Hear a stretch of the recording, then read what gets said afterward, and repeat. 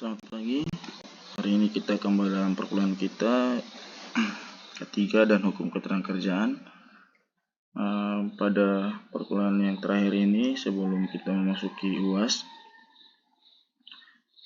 satu materi terakhir yaitu denda kontrak konstruksi. Ujian yang nanti dilaksanakan ini pada hari Kamis jam 9 sampai dengan jam 10, dan itu dengan sistem online.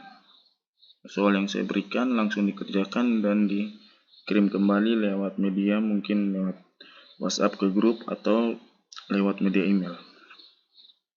Nah, pada hari ini kita akan membahas tentang denda kontrak konstruksi. Mungkin sebelumnya kita sudah membahas tentang kontrak konstruksi, jadi kita membahas lagi tentang denda-denda yang terdapat dalam kontrak konstruksi. Dalam pekerjaan konstruksi terdapat denda akibat daripada tidak sesuainya pekerjaan yang dilaksanakan penyedia jasa, dalam hal ini kontraktor, dengan kontrak kerja yang telah disepakati. Dalam beberapa hal lebih sering terdengar denda keterlambatan pekerjaan. Jadi sebelum-sebelumnya mungkin yang didengar hanya tentang denda keterlambatan. Namun dalam sebuah kontrak itu terdapat beberapa denda yang dikenakan kepada pihak penyedia jasa atau kontraktor.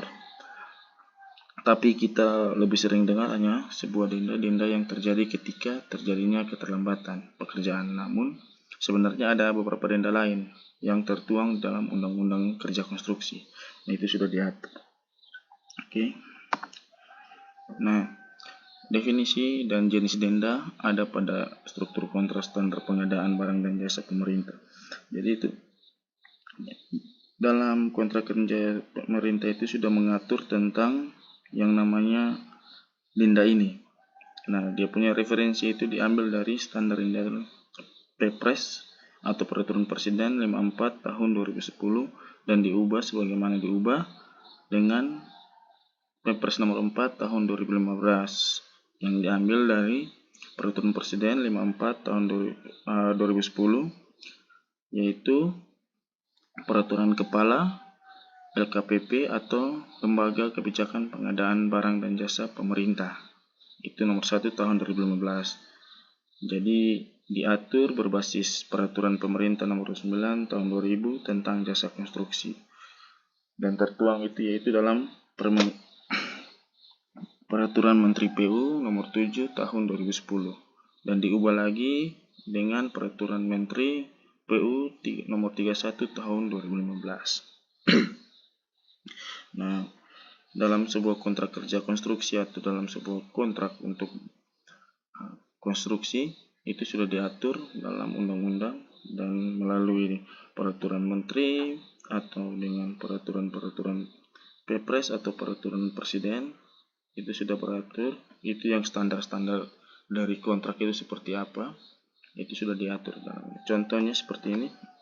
Ini ada yang namanya syarat-syarat umum kontrak. Nah, ini syarat-syarat umum ini tertuang bagaimana cara kerja dari konstruksi tersebut. Jadi misalnya ini contoh salah satu syarat-syarat umum kontrak yang tertuang tentang denda. Jadi ini saya mengambil potongan dari kontrak, di mana ada yang namanya syarat-syarat umum kontrak. Nah, dalam syarat-syarat umum kontrak ini tertuang yang namanya pembayaran denda. Jadi di sini tertulis penyedia berkewajiban untuk membayar sanksi finansial berupa denda sebagai akibat transportasi atau cedera janji terhadap kewajiban-kewajiban penyedia dalam kontrak ini. Jadi dalam kontrak konstruksi ini adalah bagian dari salah satu kontrak di mana terdapat denda jika penyedia jasa tidak bekerja dengan baik atau prestasi atau tidak janji. Jadi misalnya pekerjaan di lapangan harus sesuai dengan kontrak. Dalam pekerjaan misalnya ada contoh pekerjaan jalan, jika dilaksanakan dengan misalnya ketebalan minimum yang harus tersampaikan, misal aspal adalah 5 cm. Namun dalam pekerjaan tidak mencakup itu, kurang dari itu, maka dikenakan denda atau tidak terbayar, biasanya seperti itu. Atau hal-hal lain, cacat mutu misalnya. Hal ini juga menjadi suatu masalah dan itu harus membayar pihak penyedia jasa harus menanggung denda tersebut. Begitu juga dengan waktu pekerjaan. Misalnya waktu pekerjaan ditetapkan itu 10 hari, tapi dalam pekerjaan di lapangan dalam waktu 10 hari itu tidak mampu dikerjakan dan melewati batas waktu. Oleh sebab itu, maka dikenakan denda terhadap hari-hari yang terlambat tersebut. Nah, selanjutnya ada selain dari syarat-syarat umum ini, ada juga yang namanya syarat-syarat khusus.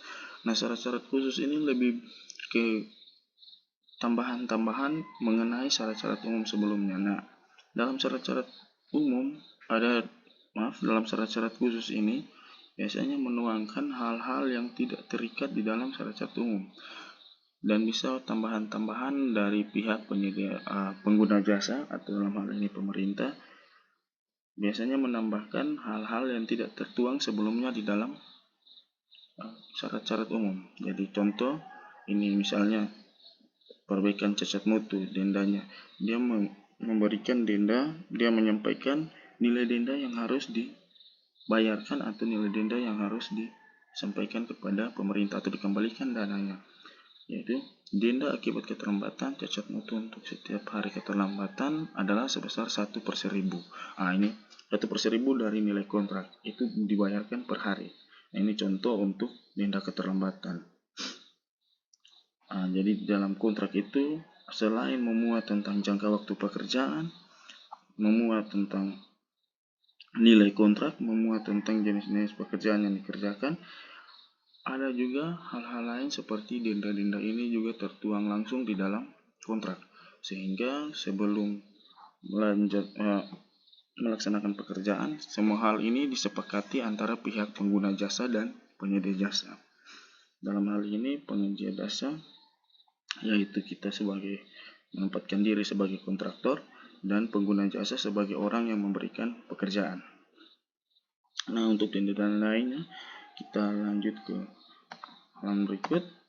Nah, ini ada yang pertama yang sering kita kenal dengan yang namanya denda keterlambatan. Jadi denda ini dikenakan penyedia jika penyedia prestasi atau ingkar janji dalam hal memenuhi target waktu penyelesaian pekerjaan. Jadi jika kontraktor atau penyedia jasa tidak bekerja tepat waktu atau bekerja lebih dari tenggang waktu yang telah diberikan atau disepakati dalam kontrak, yaitu misalnya dalam sebuah pekerjaan konstruksi diberi waktu 150 hari kalender. Namun dalam pekerjaan waktu berjalan, pekerjaan yang dikerjakan setelah 150 hari kalender dari kontrak yang dikeluarkan tidak dapat diselesaikan, maka sisa hari dikerjakan dari 150 hari yang ada itu dikenakan dengan denda. Nah, ini tertuang dalam Peraturan Menteri Nomor 31 Tahun 2016 tentang bagian kontrak lebih jelas dilakukan, yaitu diserah terimakan apabila ditetapkan serah terima pekerjaan secara parsial atau pembagian. Besaran nilai denda adalah 1/1000 dari nilai bagian pekerjaan atau total output. Nah, biasanya untuk pembayaran nilai denda ini ada yang namanya pembayaran terhadap nilai kontrak, ada yang terhadap sisa pekerjaan. Jadi maksudnya kebijakan-kebijakan seperti ini diambil oleh pihak pengguna jasa ketika sebelum berkontrak. Nah, misalnya 1/1000 dari nilai kontrak itu diambil ketika kesepakatan bersama, tergantung dari keuntungan yang diterima oleh kontraktor. Misalnya dari 10 yang saya pernah bilang, keuntungan biasanya dari 10% atau overheadnya itu dari 10 sampai dengan 15%. Ketika kita mengambil keuntungan sampai dengan 15% untuk kontraktor, maka kita harus menggunakan denda yaitu maksimum dengan nilai kontrak 1/1000 ketika terjadi keterlambatan, 1/1000 dikalikan dengan nilai kontrak itu yang dibayarkan per hari. Atau ketika pekerjaan belum selesai, ada misalnya dikerjakan 100% itu adalah pekerjaan aspal misalnya. Namun di dalam situ misalnya aspalnya sudah selesai, tinggal pekerjaan-pekerjaan pelengkap seperti saluran yang belum selesai. Maka sisa dari pekerjaan tersebut itu yang didenda. Jadi 1/1000 kali dengan nilai sisa keterlambatan. Jadi misalnya pekerjaan itu baru 60%, otomatis yang disisakan itu 40% dikalikan dengan 40% dari nilai kontrak yang belum selesai dikerjakan. Nah, seperti itu kurang lebihnya.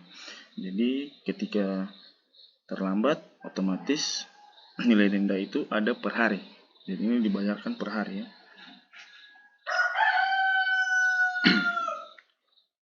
Jadi hal ini dipersiapkan sebelumnya atau dikontrakkan sehingga pada kemudian hari terjadi misalnya keterlambatan, sudah ada aturan yang mengikat yang ada di dalam kontrak. Oke, kita lanjut. Denda cacat mutu. Ini hampir mirip dengan denda keterlambatan tadi, namun objek keterlambatan akibat perbaikan cacat mutu menurut standar dokumen ini peraturan kepala LKPP tadi ya. Denda ini dapat dikenakan atas kesalahan penyedia terkait cacat mutu. Jadi misalnya dikerjakan dalam pekerjaan, ketika dilakukan PHO atau serah terima pertama, itu adanya barang atau hasil kerja dari penyedia jasa atau produk dari penyedia jasa itu tidak sesuai atau cacat mutu dari yang disepakati di dalam kontrak. Maka di sini juga ketika dia mengerjakan perbaikan itu dikenakan denda 1/1000 dari biaya perbaikan cacat mutu. Misalnya cacat mutu itu pekerjaan yang tidak sesuai itu ditandai. Misalnya dia 100 juta.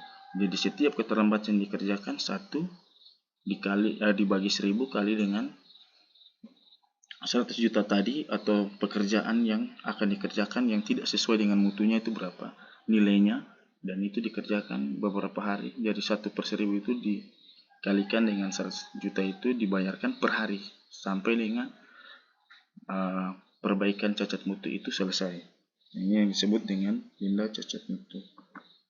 Selanjutnya denda putus kontrak. Nah, denda putus kontrak ini ada dua versi. Yang pertama dari LKPP, ada juga dari Permen PU atau dari Kementerian PU, Peraturan Menteri PU ya. Nah, ini yang pertama dari LKPP menguraikan bahwa denda ini dikenakan jika peristiwa pemutus kontrak secara sepihak oleh PPK. Nah, pemutusan kontrak ini terjadi juga ketika keterlambatan misalnya sudah mencapai waktu tertentu atau penyedia jasa tidak mampu bekerja secara baik, tidak mampu memenuhi janjinya yang dalam kontrak. Nah, yang dalam Peraturan Menteri PU menegaskan bahwa denda putus kontrak dikenakan jika pekerjaan tidak selesai pada waktu yang diperjanjikan karena kesalahan atau kelalaian penyedia, kecuali pengenaan putus kontrak ini jika penyebabnya adalah, jadi misalnya putus kontrak ini terjadi apabila kejadian-kejadian yang hal-hal lain tidak mengikuti karena keterlambatan, misalnya keadaan kahar atau keadaan di mana penyedia tidak bisa bekerja. Contohnya ketika terjadinya bencana alam atau misalnya hujan di lokasi tidak berhenti. Nah, itu di situ disampaikan bahwa tidak dapat mengerjakan sesuatu atau akibat bencana alam dan akibat dari cuaca, sehingga pekerjaan tidak bisa dikerjakan di lokasi sesuai dengan tepat waktu yang telah diberikan. Maka di situ akan diberikan kompensasi harinya. Nah, situ peristiwa kompensasi ini juga sama dengan waktu hujan tadi. Kalau ke hari atas misalnya waktu bencana terjadi di lokasi atau hal lain atau peristiwa-peristiwa lain, yang berikut adalah peristiwa kompensasi. Biasanya peristiwa pengganti ini hujannya seperti itu. Jadi mengganti waktu yang tidak bekerja akibat hujan itu dan digantikan, ditambahkan waktunya, itu ada juga yang mengatur seperti itu. Yang berikut bukan kesalahan atau kelalaian dari penyedia jasa. Jadi putus kontrak ini atau waktu ini putus kontrak terjadi kalau itu bukan kelalaian dari penyedia jasa atau dalam hal ini kontraktor. Jadi misalnya pekerjaan ini bukan kesalahan, akibat terlambat ini bukan kesalahan dari pihak penyedia, tapi memang faktor-faktor lain atau faktor-faktor misalnya ada kegaduhan, ada masalah politik sehingga tidak bisa melanjutkan pekerjaan ini tepat waktu. Nah ini, besaran denda putus kontrak tidak ditentukan secara jelas dalam standar dokumen. Dari denda putus kontrak ini sebenarnya tidak tertuang jelas di dalam undang-undang yang mengaturnya yang tadi sebelumnya. Di dalam peraturan kepala lembaga kebijakan pengadaan barang jasa pemerintah nomor 1 tahun 2015 dengan peraturan Menteri PU nomor 31 tahun 2015 ini tidak mengatur tentang besaran nilai yang ditetapkan. Jadi untuk besaran nilai yang ditetapkan itu biasanya tertuang di dalam SKK atau syarat khusus kontrak. Nah ini, sebagai referensi dapat kita lihat kaitan dengan denda keterlambatan merujuk pasal 93 Peraturan Presiden nomor 54 tahun 2010, maksimal pemberian satu kali keterlambatan adalah 50 hari. Nah, ini dalam kontrak konstruksi, misalnya pemisalan dari waktu yang telah diberikan terdapat misalnya kita terjadi keterlambatan biasanya diberi satu kali waktu maksimal, yaitu biasanya 50 hari dari waktu keterlambatan. Nah itu pemberian dengan denda. Jadi 50 hari yang kita kerjakan itu dengan denda ya. Jadi misalnya maka dengan analogi pekerjaan tidak selesai sama dengan terjadinya keterlambatan secara total. Untuk jika denda keterlambatan per hari adalah 1/1000, maka keterlambatan total dikali 50 hari sama dengan 5%. Biasanya kita kenal itu dengan yang namanya retensi. Makanya ketika pekerjaan tidak selesai dikerjakan dalam waktu 50 hari, maka jaminan biasanya sebagai retensi itu 5% dianggap hangus atau tidak terbayarkan kepada pihak penyedia jasa. Jadi 5% yang diambil dari retensi itu adalah sebetulnya pemberian kesempatan 50 hari kepada penyedia untuk menyelesaikan pekerjaan. Namun jika tidak selesai, maka 5% dari nilai kontrak tersebut hangus atau dianggap tidak terbayarkan kepada pihak penyedia. Oke, kita lanjut. Ada yang namanya berikut adalah denda subkontraktor. Denda ini dikenakan atas kesalahan penyedia mengalihkan pekerjaan, baik secara seluruhnya atau subkontrak tidak sesuai dengan ketentuan kontrak. Ketentuan pengalihan subkontraktor sebagai standar dokumen peraturan kepala juga dari lembaga kebijakan pengadaan barang dan jasa pemerintah nomor 1 tahun 2015. Jadi pengalihan seluruh kontrak hanya diperlukan dalam hal penggantian nama penyedia. Jadi pengalihan seluruh kontrak itu misal dia hanya boleh diberikan kecuali ada pergantian dari penyedia jasa atau pergantian dari kontraktor atau pemenangnya diganti. Tidak boleh misalnya ada satu kontraktor dia yang memenangkan tapi dia memberikan pekerjaan kepada orang lain secara sepihak tanpa disepengetahuan atau tanpa melalui pihak pengguna jasa atau dalam hal ini pemerintah ya. Nah ini jadi misalnya di salah satu perusahaan dia sudah menang, tidak bisa dia mengalihkan pekerjaan tersebut kepada perusahaan lain tanpa melewati hal-hal yang disepakati lainnya. Misalnya kalau dia mengerjakan pemenang dari proyek ini si A, tidak bisa dia tidak mengerjakan pekerjaan yang telah dia menangkan kepada atau dibebankan kepada pihak lain dan uangnya masuk ke pihaknya. Nah itu tidak boleh.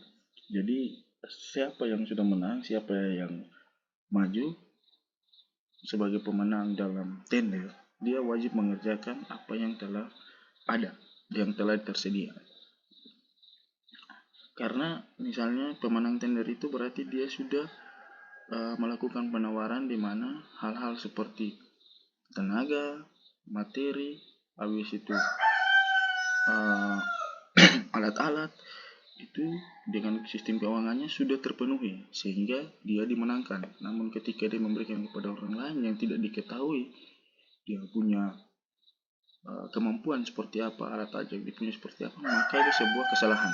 Jadi kalau memang dia mau mengganti dia sebagai kontraktor, otomatis dia harus menyerahkan atau memberikan seluruh kontraknya atau digantikan kepada pihak yang lain atau dari si A ke si B.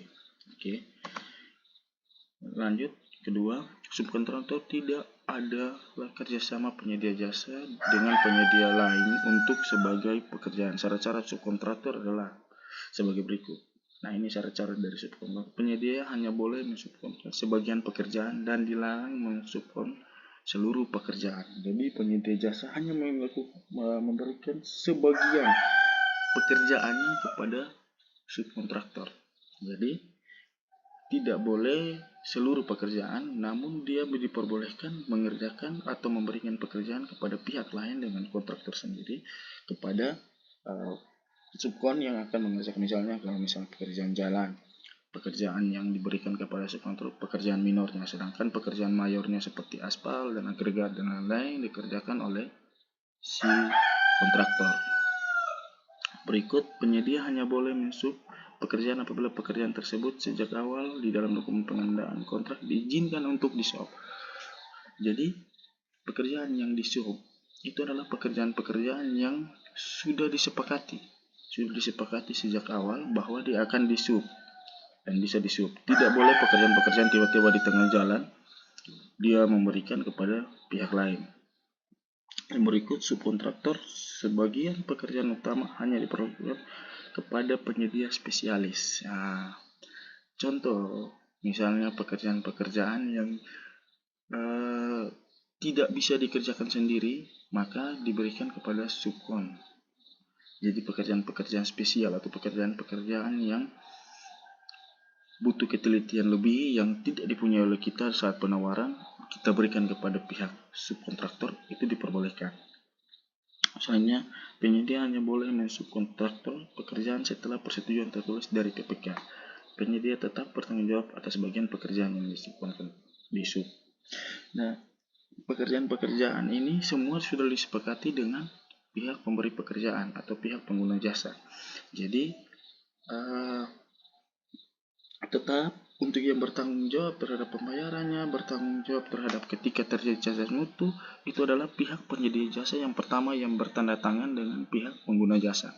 Jadi misalnya terjadinya kerusakan, terjadinya cacat mutu atau keterlambatan dan lain-lain, tidak bisa disalahkan kepada pihak subnya, tapi disalahkan adalah pihak yang bertanda tangan dengan kontrak dari pihak pemerintah sendiri, dalam hal ini PPK.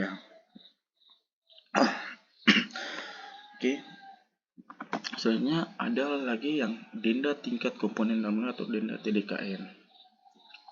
Sebenarnya kalau TDKN sendiri ini bukan sebuah denda yang berkewajiban harus membayar, namun ini pemisalan dalam pekerjaan kontrak.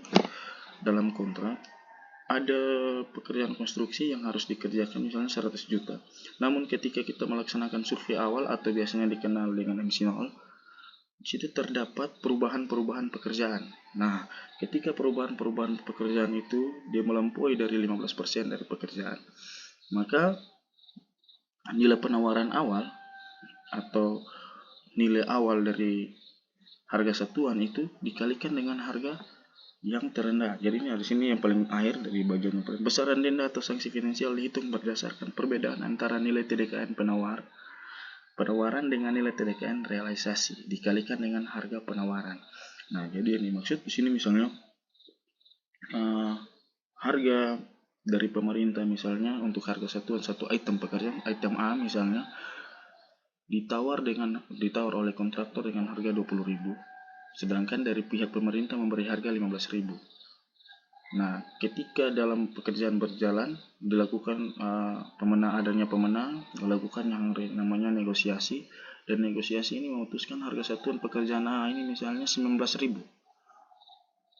Namun ketika perubahan terjadi itu melampaui dari 15% tersebut, maka dikenakan yang namanya harga yang dicantumkan atau harga yang dipakai bukan 19.000 lagi, tapi harga yang di bawah. atau harga yang dari pemerintah. Ya misalnya tadi kan harga dari pemerintah itu atau harga dari pengguna jasa itu 15.000, harga penawaran 20.000, tapi yang disepakati negosiasi 19.000.